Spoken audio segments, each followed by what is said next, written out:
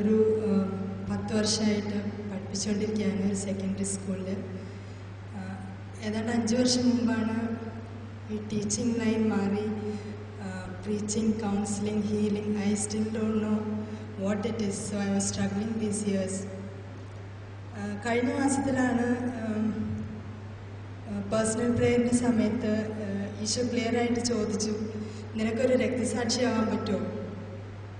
It shook me. I said, in today's world, can you be a martyr? I was shivering. Now also I'm shivering because yesterday and today, രാവിലെ റോസറിയുടെ before rosary brother ഓരോ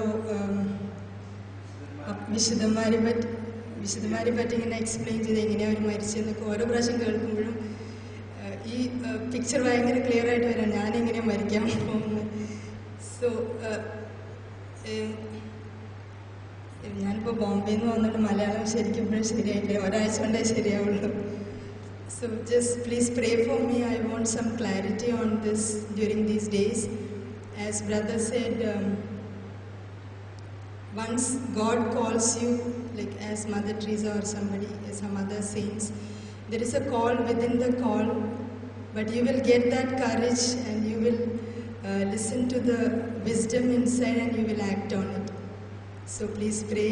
Now when I speak about Martha, I'm already shivering. Please pray for me. Thank you.